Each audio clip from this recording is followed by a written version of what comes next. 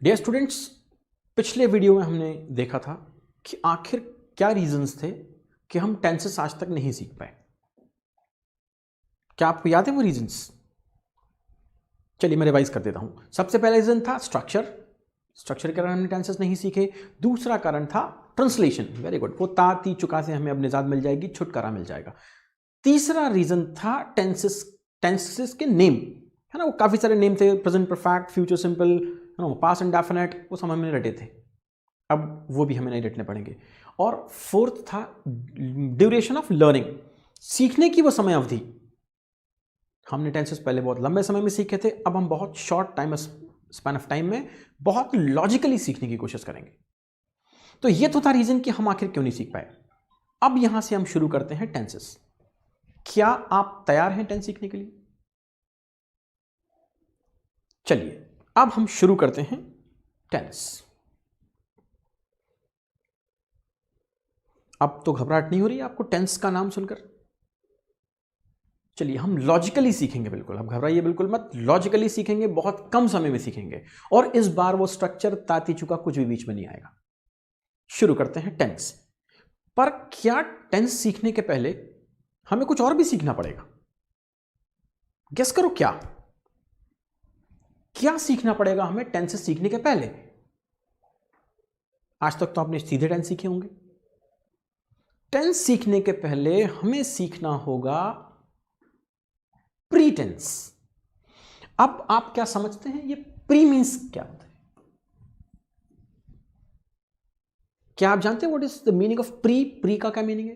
Pre मतलब पहले, very good, और टेंस मतलब टेंस। सो वो चीजें जो हमें टेंस सीखने के पहले सीख लेनी होती हैं, that is called pre tense. देखिए, वो चीजें जो हमें टेंस सीखने के पहले सीखनी जरूरी होती हैं, उन्हें हम क्या कहते हैं? Pre tense. अब प्री टेंस के अंतर्गत क्या आता है? क्या चीजें ऐसी हैं, कौन से ऐसे ग्रामेटिकल चीजें हैं जो हमें टेंस सीखने के पहले जान लेना जरूरी है? शुरू करते हैं। सबसे पहले आता है प्री टेंस। इसमें हम सबसे पहले देखेंगे सब्जेक्ट। आप पहले से ही जानते होंगे शायद कि सब्जेक्ट आखिर क्या होता है। ये सब्जेक्ट है क्या आखिर? तो बहुत सिंपल सी भाषा में, ऐसी भाषा जो हमें समझ में आ जाए, उससे हमें समझ में आता है कि किसी भी सेंटेंस में जो काम करता है वो सब्जेक्ट कहलाता है। जैसे अभी मैं आपको सिखा रहा हूं तो मैं यहां सब्जेक्ट हूं, ठीक? तो यहां जो भी काम करता है वो सब्जेक्ट होता है। हम एग्जाम्पल देखते हैं। He speaks English. बोलने वाला कौन? ही। प्रोसेस क्या है? स्पीक, बोलना। क्या बोला जा रहा है? इंग्लिश। तो यहां बोलने वाला कौन? ही यहां इस सेंटेंस में क्या हुआ?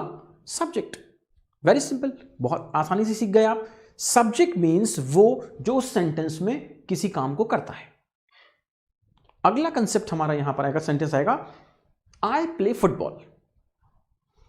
आई यहां पर सब्जेक्ट है क्योंकि फुटबॉल खेलने का काम कौन कर रहा है? आई। मैं कर रहा हूं फुटबॉल खेलने का काम। प्रोसेस क्या है? खेलना। लेकिन काम कौन कर रहा है? आई। तो ये काम, ये जो आई है वो इस सेंटेंस का सब्जेक्ट है। चलिए गुड, ये हमने सीखा कि आखिर सब्जेक्ट क्या है। अब हम आगे चलते हैं। अगला क्या हो? प्री टेंस में हमने सबसे पहले सीखा सब्जेक्ट। दूसरा क्या आता है? दूसरा आता है, हाँ, इसमें इसके पहले एक और चीज देख लें कि I, we, you, they, he, she, it, या किसी व्यक्ति या वस्तु का नाम, यह भी सब्जेक्ट हो सकते हैं। जैसे फैन गिव्स एयर, पंखा हमें हवा देता है। बुक गिव्स नॉलेज, पुस्तकें हमें ज्ञान देती हैं। तो यहां बुक्स कोई चीज देने का काम कर रही है, मतलब इस सेंटेंस में बुक क्या है? सब्जेक्ट है। बुक एक नॉन लिविंग थिंग है, कोई वस्तु है, वो सब्जेक्ट है। यहां मैं आपको पढ़ा रहा हूं, मैं सब्जेक्ट हूं, मैं एक व्यक्ति हूं। ऐसे ही I, we, you, they, he, she, it, ये सब भी सब्जेक्ट होते हैं। खैर, हम इतने सालों से इंग्लिश सीख रहे हैं या पढ़ रहे हैं, तो हमें इतनी तो चीजें शायद आई गई होंगी। चलिए इसके बाद हम देखते हैं जो अगली चीज, रोहित, विजय, टेबल, चेयर, ये सभी के सभी एग्जाम्पल हैं किस चीज के? सब्जेक्ट के। रोहित सब्जेक्ट है, विजय सब्जेक्ट है क्योंकि किसी का नाम है, टेबल कोई चीज है, चेयर सब्जेक्ट है। अब हम देखते हैं ऑब्जेक्ट। ऑब्जेक्ट से आपको क्या समझ में आता है? सब्जेक्ट तो आप समझ गए, जो काम करता है वो सब्जेक्ट है। ऑब्जेक्ट मतलब क्या? जिसके ऊपर काम होता है वो ऑब्जेक्ट कहलाता है। कुछ समझ में आया क्या आपको? जिसके ऊपर काम होता है। चलिए एग्जाम्पल से देखते हैं। He speaks English. अभी हमने देखा था जो काम करने वाला होता है वो सब्जेक्ट होता है, जिसके ऊपर काम किया जाता है, यहां बोलने का काम क्या किया जा रहा है या जो उस काम से अफेक्टेड होता है वो क्या होता है? ऑब्जेक्ट। यहां इंग्लिश क्या है? ऑब्जेक्ट। जैसे आई प्ले फुटबॉल, इस सेंटेंस में हमने अभी देखा था आई क्या है? सब्जेक्ट। फुटबॉल यहां पर क्या है? ऑब्जेक्ट। क्यों? क्योंकि खेलने का काम किसके ऊपर हो रहा है? फुटबॉल के ऊपर हो रहा है, तो फुटबॉल यहां पर क्या हुआ? ऑब्जेक्ट। दो चीजें हमने देखी, एक तो सब्जेक्ट और दूसरा ऑब्जेक्ट। दोनों आप सीख गए। सब्जेक्ट मीन्स किसी भी सेंटेंस में जो व्यक्ति या वस्तु कोई काम करती है वो सब्जेक्ट है। ऑब्जेक्ट जिसके ऊपर वो काम परफॉर्म किया जाता है, जिसके ऊपर वो काम होता है या जो उस काम से अफेक्टेड होता है, उसे हम कहते हैं ऑब्जेक्ट। तीसरा कंसेप्ट जो हमें सीख लेना है टेंस सीख लेने के पहले, वो है वर्ब।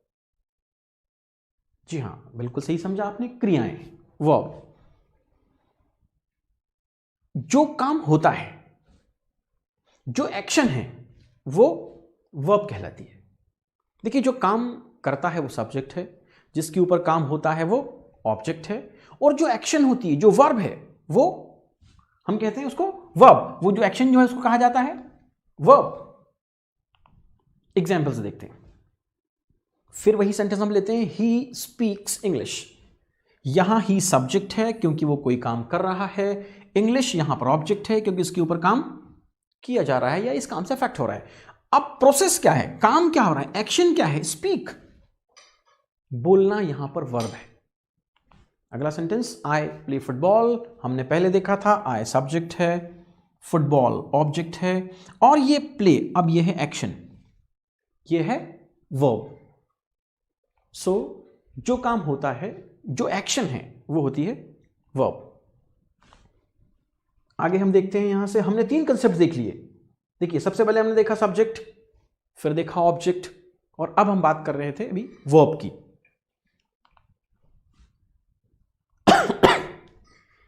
अब इस वर्ब में आगे क्या आता है? देखिए इस वर्ब के 4 फॉर्म होते हैं, आपने बचपन से पढ़े होंगे। जैसे फर्स्ट फॉर्म हो सकता है गो, एक हमने वर्ब ली, फर्स्ट फॉर्म इसका गो है। सेकेंड फॉर्म हमने यहां देखा वेंट, थर्ड फॉर्म गॉन, और इसका एनजी फॉर्म गोइंग।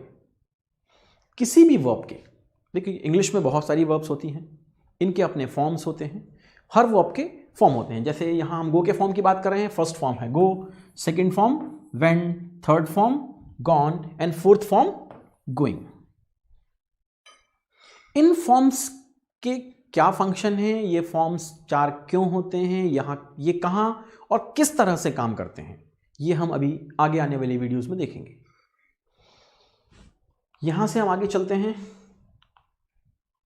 अब यहां एक नोट, आप बात नोट कर लीजिए, समझ लीजिए। वो नोट क्या है कि यदि सब्जेक्ट आप जानते हैं जो सेंटेंस में वो काम करता है, वो अगर एक वचन हो, सिंगुलर हो, एक वचन समझते हैं आप, सिंगल, एक हो, सिंगुलर हो, तो वर्ब के साथ हमेशा एस और ईएस लगाया जाता है। ये बहुत इंपॉर्टेंट कंसेप्ट है, ये आपको याद रखना पड़ेगा, समझना पड़ेगा कि अगर सब्जेक्ट सिंगुलर है, एक वचन है, तो हमें उस वर्ब के साथ एस या ईएस लगाना पड़ता है। कहां एस लगेगा, कहां ईएस लगेगा, इसके नियम हम आगे वाले वीडियोस में देखेंगे डिटेल में। अभी हम सिर्फ इतना समझ लेते हैं कि जब अगर हमारा सब्जेक्ट एक वचन है, सिंगुलर है, तो हमें वर्ब के साथ एस या ईएस लगाना होगा। एग्जाम्पल से समझते हैं। ही स्पीक्स इंग्लिश, ही एक सिंगुलर सब्जेक्ट है, एक वचन है, इसलिए हमें इस वर्ब के साथ यहां एस लगाना पड़ा। ये हमने पहले ही देख लिया था कि ही सब्जेक्ट है, स्पीक वर्ब है, और इंग्लिश ऑब्जेक्ट। एक और एग्जाम्पल से देखते हैं। शी डांसेस वेरी वेल, यहां हमने ये नहीं लिखा शी डांस वेरी वेल, चूंकि शी एक सिंगुलर सब्जेक्ट है, एक वचन है, इसलिए इस शी के साथ हमें डांसेस लिखना पड़ा। अगर यहां कोई प्लूरल सब्जेक्ट होता, बहुवचन होता, जैसे अगर हम यहां लिख दें वी, तो हमें कहना पड़ेगा वी डांस वेरी वेल। अब डांसेस नहीं आएगा, चूंकि एक वचन था, शी एक वचन है, इसलिए सिंगुलर है, इसलिए हमें उसमें लिखना पड़ा डांसेस। एक और एग्जांपल देखते हैं। इट रेन्स, बारिश होती है। इट यहां पर सिंगुलर सब्जेक्ट है, इसलिए इसके आगे हमें लिखना पड़ा रेन्स। और आगे चलते हैं, एक और एग्जांपल लेते हैं। Rohit pledge cricket. हम सब जानते हैं रोहित बहुत बढ़िया क्रिकेट खेलता है और कभी कभी तो दोहरे शतक भी लगा देता है। यस, तो रोहित प्लेज क्रिकेट, और शायद हम मैच इसलिए देखने जाते हैं क्योंकि रोहित शर्मा क्रिकेट खेलता है। कम ऑन, हम देखते हैं रोहित प्लेज क्रिकेट। यहां रोहित एक सिंगुलर है, ये सिंगुलर सब्जेक्ट है, इसलिए हमने इसके साथ लगाया प्लीज। अगर यहां प्लूरल सब्जेक्ट होता तो फिर हमें लिखना होता प्ले। ये हम पहले ही देख चुके हैं कि जो सब्जेक्ट में काम करता है वो सब्जेक्ट है सेंटेंस में, जो वर्ब है दैट इज कॉल्ड एक्शन, और यहां क्रिकेट जो है जिसके ऊपर काम होता है वो ऑब्जेक्ट है। आप ये तीनों कंसेप्ट समझ गए हैं, क्योंकि आपको आगे टेंस समझने हैं। उस टेंस को समझने के लिए आपको इस प्री टेंस वाली चीजों को समझना पड़ेगा। जो सबसे इंपॉर्टेंट है वो है सब्जेक्ट, फिर वर्ब और फिर ऑब्जेक्ट। ये तीनों ही चीजें हमने बहुत सिस्टमैटिकली सीखने की कोशिश की।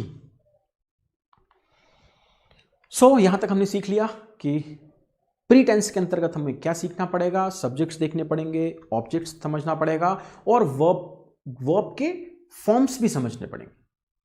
उन्हें हमें पढ़ना पड़ेगा, समझना पड़ेगा। गो, वेंट, गॉन, गोइंग, या कम, केम, कम, कमिंग, इस तरह से हमें वर्ब्स के फॉर्म्स को भी समझना पड़ेगा। तब कहीं जाकर हम टेंसेस पर कमांड बना पाएंगे, टेंसेस को बहुत लॉजिकली समझ पाएंगे। Thank you very much.